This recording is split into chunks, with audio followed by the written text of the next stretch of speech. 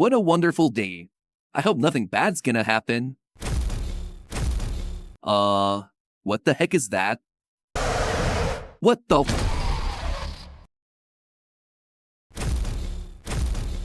Well, I guess I'll just sub in for today.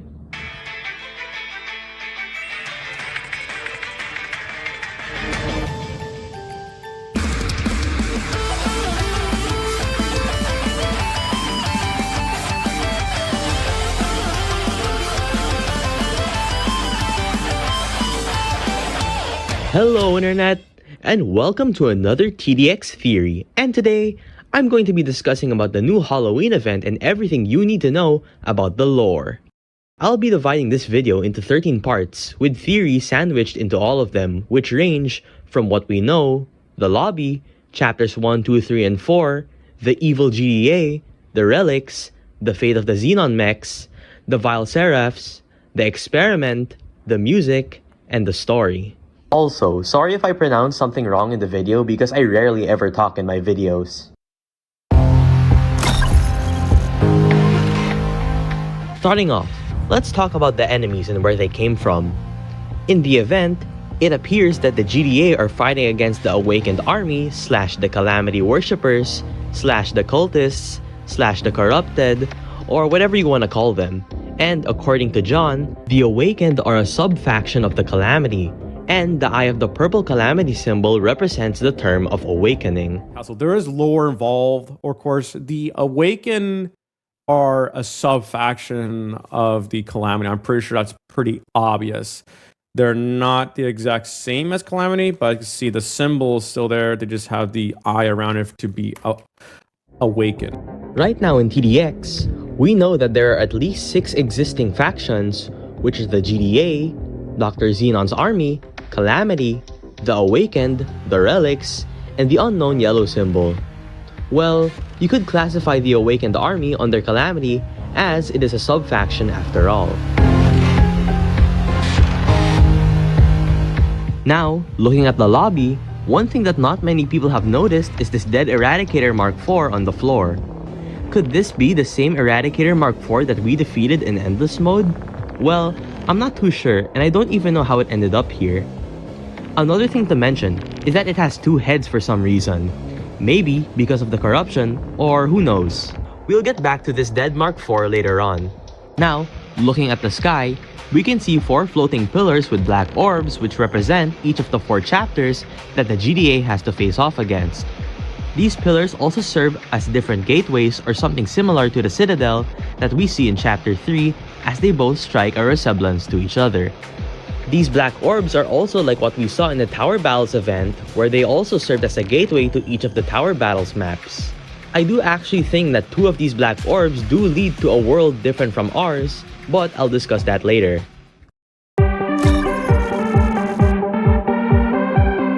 For Chapter 1, the name of the map is called Calamity because if you glitch outside the map, you can actually see many Calamity entities scattered around.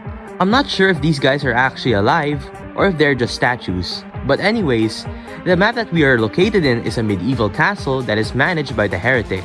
We know that the Heretic owns the castle because John also said this in his video. Yeah, this is the Heretic. He is like in charge of this giant castle thing. Now, onto the enemies. They are actually normal people who have been corrupted to kill the GDA. These villagers also look like they did have a civilization of people before they turned corrupted, with saw cutters or tree cutters, policemen, executioners, and a priest/judge. It seems like the leader of the cult is the Heretic.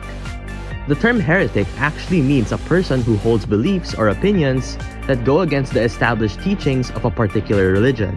In other words, the term can also refer to someone who challenges widely accepted beliefs. In the normal mode of Chapter 1, the advisor mentions how we are attacking this castle to set up a forward operating base for the GDA. The rest of his dialogue is just him talking about the enemies and such. In the Nightmare version, the narrator is actually the Heretic. The Heretic talks about how he converted the villagers into the corrupted and that now he wants to convert us next. He also tries to guilt trip us into killing innocent lives. One interesting line that the Heretic says is the sawmen you see before you were once workers here. enslaved to your world. They now see the waste from our world. Calamity is all. One question I would bring up from this is the map that we are in. Is this actually a different realm, or is this the same world that we come from? One piece of evidence to support how this is not our realm is the fact that the whole place is set in the medieval era. If technology is so advanced in our time with railguns and battleships, then why would a place in the world be stuck in the medieval era? Well, let's move on to Chapter 2 to support this point. In Chapter 2, the map where we are in is called the Factorium, which represents a factory where the enemies are presumably made by the engineer. These enemies are probably produced here like the Calamity dreadnoughts or the nail golems, which are hung from these hooks as a way to preserve them. We know that the engineer has a role in handling the Factorium, as he has the ability to release these nail golems from the hooks whenever he wants to. Now, looking at the map design, we can see that it has a Roman architecture type building which supports the medieval castle correlation to Chapter 1, where this could very well be not our world. If this is the case, then Chapters 1 and 2 are from the medieval and Roman Empire era. The narrator for normal mode is the man himself, John Roblox, and he talks about him leading the assault for this region and descriptions from the enemies. Another thing to point out is that since John mentions this as a region, this could very well be still our world, as this structure would have probably been reused from the past, as well as the castle. The narrator for Nightmare mode is the engineer, and he talks about trying to convert us just like the Heretic. He also shows his devotion to Dr. Xenon and her work that she brings forth. He also talks about his greatest creation, which is the Corrupted Predator. We can also see that grumbles, anti-golems, and avatars also appear in this mode, in which the engineer mentions that he quote-unquote borrowed from Dr. Xenon. Yeah, this guy definitely stole her inventions, so that's why he admires Dr. Xenon's work. One main point that I want to talk about in Chapter 2 is who actually created the engineer. Our first suspect would obviously be Dr. Xenon, as the engineer resembles how an Eradicator is built from a humanoid inside a robot suit, which is basically a cyborg, and that it has tally marks on its shoulder that we can also see on the Eradicator. Our second suspect would be the welder enemies, as they are the only regular enemies who have the ability to heal the engineer by 300 HP. Plus, it makes sense since they are also mechanics. Now, our last suspect is the engineer himself, where he states that he put himself together with the pieces of our fallen. You can even hear this when he says it in his boss theme.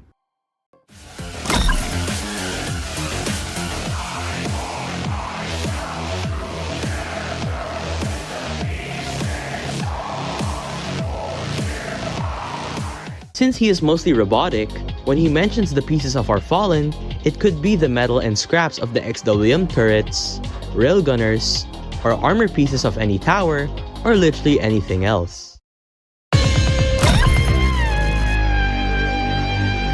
Moving on to Chapter 3, we can see that this map takes place in roughly the same place in the trailer where all of the buildings are crumbled down.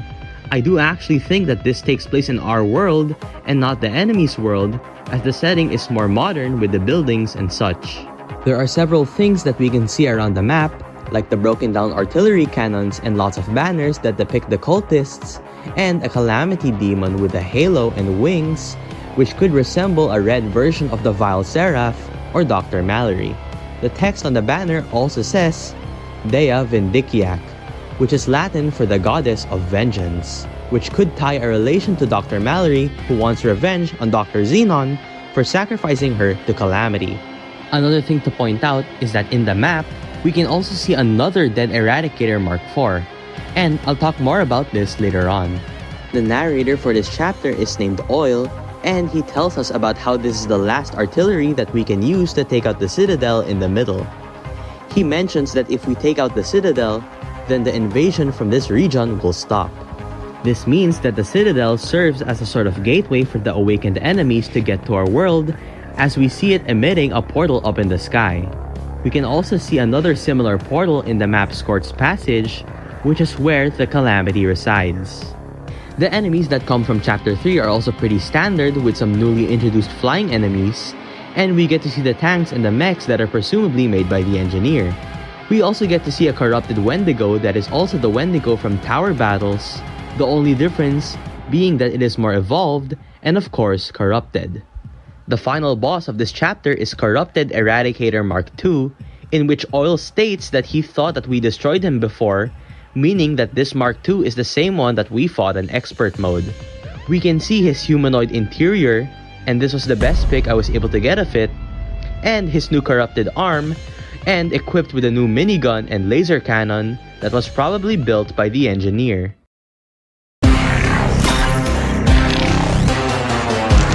Now for the final chapter, Chapter 4, we are tasked by the advisor to defend the last GDA base in this region, as it is the key to our survival. He also mentioned how the hordes raided another one of the GDA bases while we were fighting the engineer, and that the engineer has stopped producing the enemies since he died. In the next line of dialogue, the advisor mentions how the dreadnoughts are being teleported in, so it seems like the Awakened has some sort of teleportation technology, or it could be possibly stolen again from Dr. Xenon. Next, he talks about how the predators that show up are not from Dr. Xenon, but stolen by the engineer, as we already know. For the enemies that show up, we get to see some pretty unique ones like a giraffe, one leaking out glue from their eyes, and a wall pusher. But the most interesting enemy here is the Maze Guardian. The Maze Guardian is actually a corrupted Overseer, which if you didn't know, the Overseer is from the max level of the Relic Tower. We also get to see our golden allies become corrupted by the Awakened. We are then introduced to the main villain and the final boss of the event, which is the Wretched. In the Nightmare Mode version, the narrator is the Wretched himself, and he talks about Dr. Xenon's idiotic creations, and that we have interfered with their energy. Now, we already know that Dr. Xenon already tampered with the Calamity energy that we can see in this lore drop, with her and Dr. Mallory harnessing the power of the Calamity Rock. But as for the GDA, we don't actually know if our goal is to steal their energy or just to purely stop the Awakened war. But it is explained in this next line where the Wretched mentions how we are not fighting for freedom but to steal the resources of the Awakened/Calamity faction. Lastly, he talks about the Calamity that we fought before in Endless mode being merely a scout. This means that there are more powerful Calamity entities out there, like how we saw the secret binary text from the Ghost teaser talking about the various Calamity entities, or the ones that we saw in Chapter 1. Now, just like the Engineer dilemma, who created the Wretched? Well, Dr. Xenon would be the main suspect of this in my opinion, because of the fact that another humanoid is under the suit, only leaving its skull like from the trailer, and we know that the Wretched still has this human skull because I tried zooming in right here and he still has it. And this ties a relation to where Dr. Xenon also put humans in suits like the Eradicators.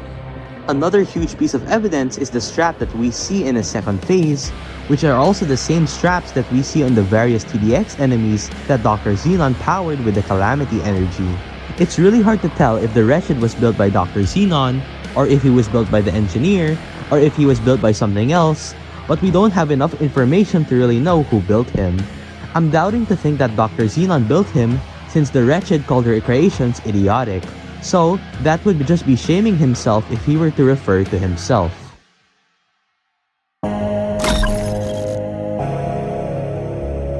As we know, Dr. Xenon used to work for the GDA and left them for some unknown reason. This could be because throughout the event, we learned that the GDA are capable of doing bad things like attacking the Awakened army fortresses, or presumably stealing the energy of the Awakened. If you also know, in the research base map, we can see the words inscribed into a wall saying, "Don't trust the GDA," which leads me to think that the GDA are not really the heroes that we seem to believe in. Now, let's talk about who exactly are the Relics. According to Mr. P, who is one of the TDX devs, the Relics are the guardians of nature and they despise robots and machines. Mr. P also said that the Relic bandits are dead Calamity cultist corpses, which makes sense as the Relic spawner tower design has multiple gravestones on it. They also have the ability to revive the corpses of the units using the green Relic nature energy. We know that they have this kind of energy because on the max level of the Relic, we can see a rock that stores the power of the Relics, which also ties a similarity to a different rock that stores the Calamity energy in this photo. It also appears that in another lore drop, some units of the Relic have been corrupted by the Awakened, just like the Overseer being turned into the Maze Guardian, this woman being turned into the Val Seraph, and this person turning into the Nailhead. One major thing to point out about the Relic is its appearance. Notice how there are spikes all around, a floating rock which is chained, and some sort of lava that sits below it. If you may have guessed it by now, this actually resembles the Chapter 3 Citadel with spikes all around, a floating rock that is chained, with lava underneath. This could all possibly mean that the Relics also have a separate world of their own. Let's briefly discuss the future of the current main Xenon mechs. For Mark 1, we defeated him and he turned into Mark 1C and exploded in Endless mode. For Mark 2, we fought him in Expert mode and then he was corrupted and then died. So, his fate is sealed and Mark 2 is gone for good. For Mark 4 on the other hand, as we saw earlier, we can see his remains in the lobby and the city of the Chapter 3 map. So, I'm not really sure what to determine about his death. As for Apex Predator, we defeated him in Endless mode and he came back corrupted. One thing to point out is that when we finally defeat him for good in Chapter 4, he seems to try to grab his core in order to explode like in Endless mode, but fails as he does not have one. This means that the Apex Predator was programmed by Dr. Xenon to always explode, which is a neat detail. One major thing to point out about Corrupted Apex Predator's design is his armor. Notice how Corrupted Apex still has his torso and shoulder armor intact, while the rest of his armor is corrupted or replaced. When comparing it to the regular Corrupted Predator, we can see that it does not have any of its old features and that it is fully corrupted. Now, what does this mean? Well, according to John, the reason why Corrupted Apex Predator still has his original armor was that he tried fighting against the corruption. As you can see, he has a giant cross, and he does have a bit of his original armor on his shoulder right here, because he still managed to fight against the corruption. So, that's why he still had his programming to self-destruct at his death.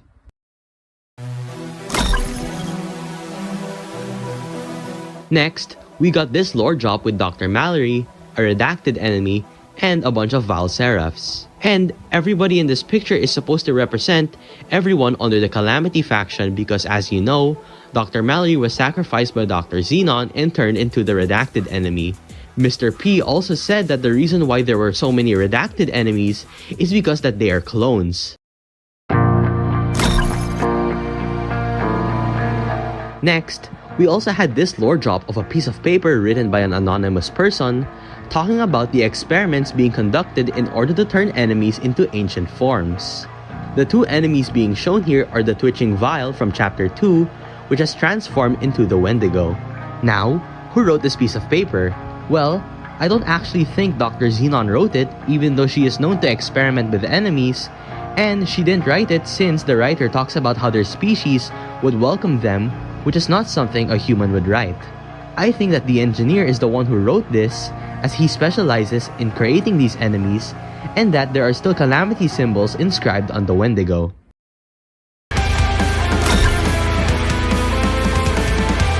Believe it or not, there's actually a bunch of lore embedded into the music of the Halloween event made by the Gijay, Devbags, and Aaron Prevails.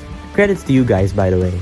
I will only be talking about the significant soundtracks with words or lyrics with them, as the rest are just ambient music. First, we have the winning theme, which mentions how you cannot stop the forces of the GDA and that they will send the enemies back to where they belong.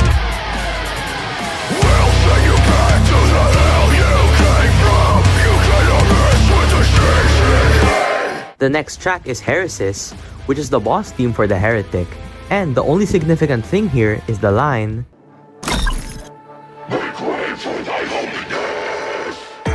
which gives more insight on the cult of the Awakened. As we talked about earlier, the engineer's theme is just him talking about putting himself together with the pieces of our fallen. For the Wretched's theme, called Wretched Spawn, there's not much besides him talking about ending us.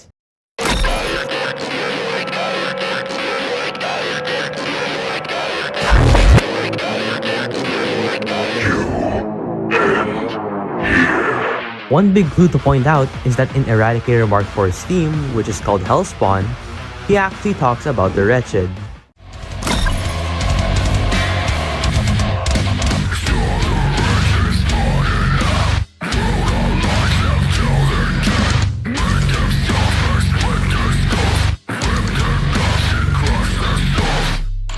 Now, what does this tell us?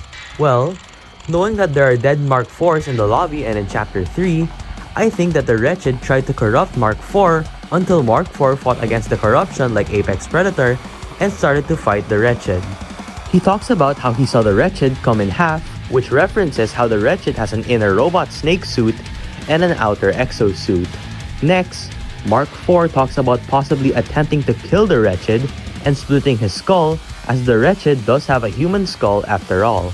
Lastly, he talks about ripping out its guts, which could explain why the Wretched has a missing inner torso. The outcome of this battle is apparent as the Wretched won the fight.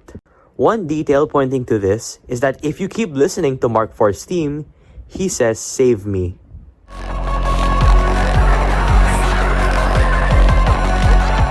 The last important Halloween track that has the most lore in it is the Taunting, aka the Defeat theme. It seems like the Wretched is talking to us in a sinister manner, and he talks about a soldier who tried to fight the Awakened and ended up corrupt.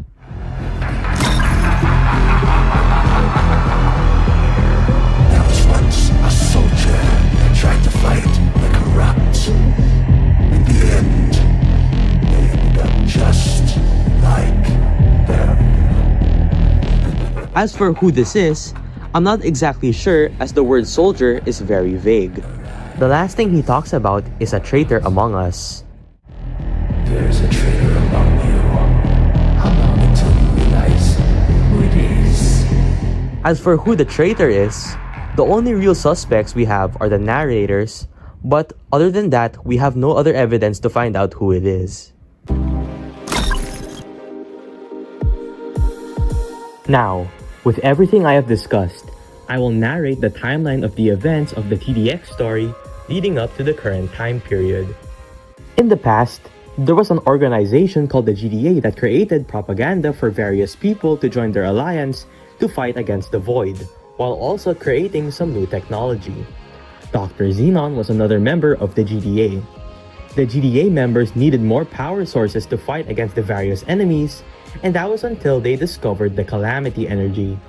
Dr. Xenon was heavily against this, as interfering with outside forces like the Demons of Hell would wage war for the GDA, but they didn't listen to her. They collected a bunch of the energy and used it to power up the Juggernauts, Rangers, and Mind Layers into their golden counterparts, which Dr. Xenon also developed. She then realized soon that she was used as a tool for the GDA all along, as they took her golden inventions for themselves, and that they were bad people who raided the innocent Calamity faction. She sought revenge and teamed up with the Void to tell him the weaknesses of the GDA, but to no avail, as the Void and his army were defeated by the GDA. It was then that Dr. Xenon left the GDA, seeking revenge. A few years went by and the GDA was able to evolve their towers into better technology.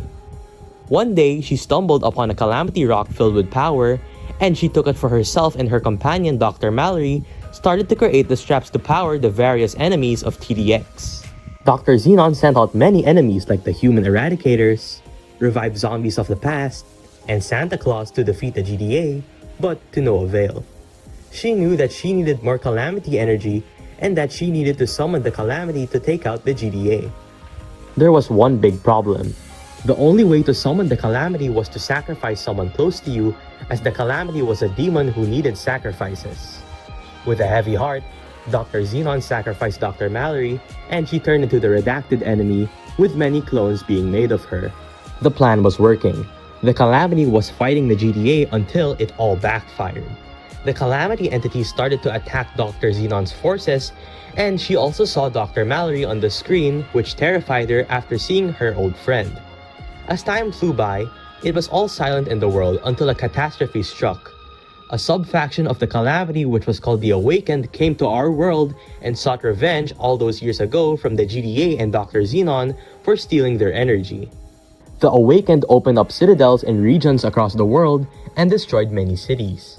They also corrupted another faction known as the Relics to fight for them and stole the inventions of Dr. Xenon while also corrupting them in the process. The GDA fought back against the Awakened and managed to defeat them in the process, leading up to the current events of this time. With all that being said, thank you for watching this video on the Halloween lore, and please consider subscribing as this video took me forever to make. And remember that that's just a theory. A TDX game theory. Thanks for watching.